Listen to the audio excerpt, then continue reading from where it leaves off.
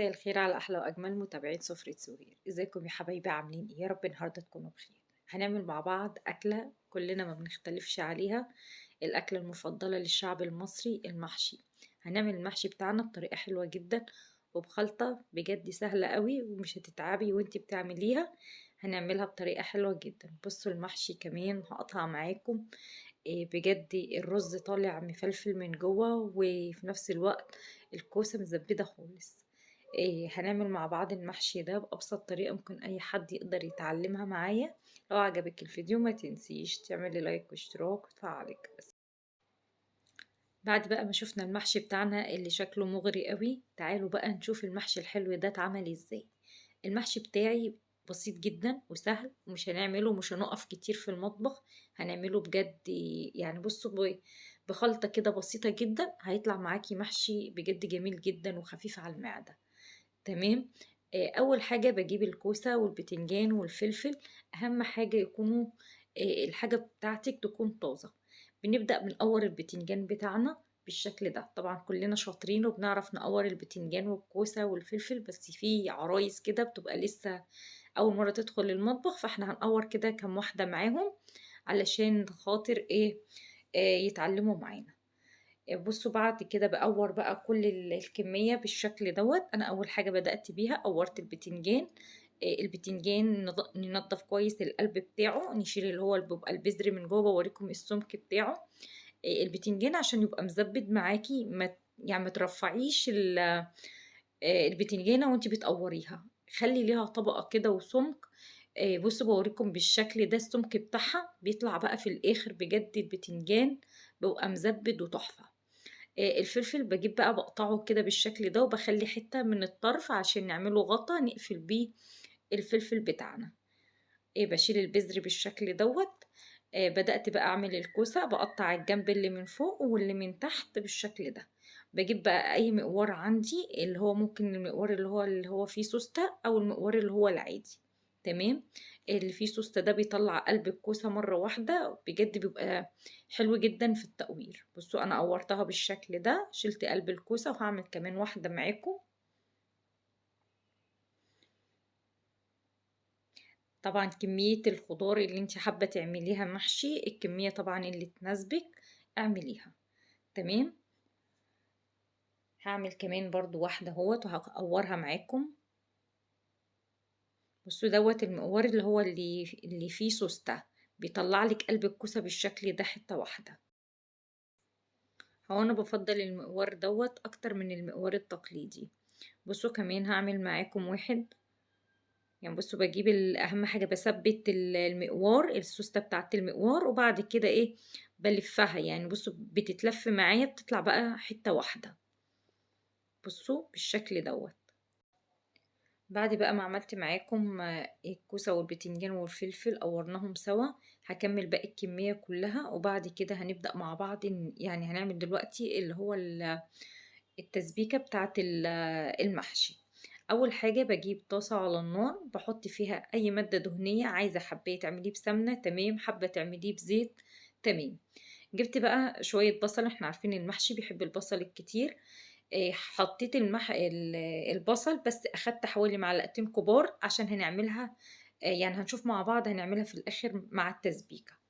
تمام. بعد كده بقى دي الصلصة اللي احنا كنا مجمدينها في الفريزر قبل كده، كنت منزلها معاكم على فيديو. بعد بقى ما بنضيف كمية الصلصة بتاعتنا، بعد كده بننزل بقى بالكمون والشطة والملح. ولو انت حابة تحطي كزبرة ناشفة برضو بتبقى حلوة جدا في المحشي. ممكن لو انت عندك اللي هي القرفة، حطي حتة صغيرة جدا على طرف المعلقة، بتدي ريحة حلوة جدا للمحشي.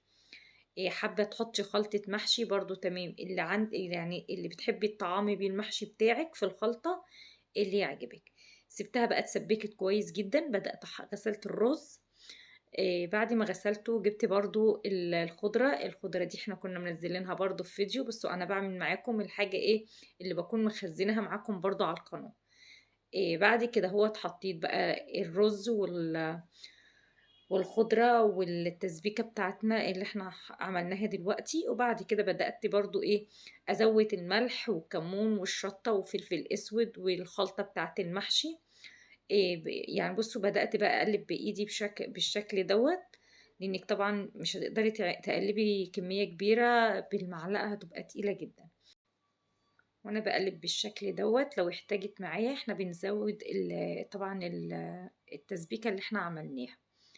انا زودت برضو حوالي معلقتين كبار، وزودت اللي هي الخضرة بتاعت المحشي برضو. تجيبي بقى قرن فلفل كده احمر. لو انتي حابة تعملي الخطوة دي تمام، مش حابة دي حاجة براحتك، دي اختيارية. انا حبيت بقى اعملها، يعني اجيب قرن فلفل احمر بالشكل دوت، قطعته حتت صغيرة قوي، بيدي طعم حلو جدا للمحشي. وبعد كده قلبته بالشكل دوت. بصوا انا بوريكم ان انا عملت الشكل دوت. بصوا بوش المقوار العادي بتدي شكل حلو جدا، اللي هي بتبقى التجزيعة بتاعت الكوسة بتبقى حلوة جدا. انا عملت كل الكمية، بس خليت الاتنين دولت عملتهم معاكم عشان اوريكم بتتعمل ازاي. تمام. بعد كده هو بقى، طبعا احنا غسلنا الكوسة بتاعتنا كويس جدا بعد برضو ما قورناها. بعد كده هو جبنا الكوسة، بدأنا ايه نحشيها بالشكل دوت. واحنا بنحشيها ما نملاش إيه الكوسة لغاية الآخر، بنسيب حوالي عقلة صباعك، علشان طبعا الرز بعد ما بيستوي بتلاقيه ان هو بقى طبعا بيزيد معاكي. تمام. فانتي لو مليتي لغاية الآخر هتلاقي الرز بدأ يبقى يفور كده هوت، ومش هيبقى حلو خالص. الفلفل برضو نفس الكلام، يعني ما بنملاش اي حاجة من المحشي بتاعنا لغاية الآخر. بحاول كده بالراحة عشان الفلفل بقى الغطا بتاعه ما يتكسرش معايا بالشكل دوت، وانا بقى ايه بعبي الرز. مليت برضو البتنجان. اهم حاجة ما تضغطيش الرز وانت بتعبي بقى في اي حاجة انت بتعمليها، يعني كان بتنجان او محشي، حاولي خلي الرزية تبقى مهوية معاكي. طبعا في الوقت ده احنا بنبقى مجهزين لا اما شوربة، لا اما انت حابة تعملي اللي هو المية اللي يعجبك. انا خلصت الحلة كلها بعد ما حشيتها بالشكل ده. كنت بقى مجهزة مية مغلية، وبعد ما غليتها قبل ما اغليها بدأت اجيب اللي هي التخديعة اللي احنا عملناها، او في ناس بتسميها تقلية. فاحنا بنجيبها بقى بالشكل ده، بنحط على كل الكوسة والبتنجان. بخلص بقى كل كمية المحشي بالشكل ده كده، بالشكل ده خلصت. كنا بقى حضرنا مية مغلية، وجبنا كمون وشطة وفلفل اسود وبهارات بتاعت المحشي، وحطيتهم وقلبتهم بالشكل دوت. وبعد كده ضفتهم على الحلة بتاعت المحشي. تمام. واول ما بنزود بقى المحشي بتاعنا، بنبدأ اول ما بيغلي بالشكل ده بنبدأ نوطي عليه البوتاجاز لغاية ما يستوي. وبكده بقى خلاص المحشي بتاعنا استوى. وفيديو النهاردة خلاص خلص معاكم. يا ريت فيديو النهاردة يكون عجبكم واستفدتوا منه. لو عجبك الفيديو ما تنسيش تعملي لايك واشتراك وتفعلي الجرس. استنيني الفيديو القادم. باي باي.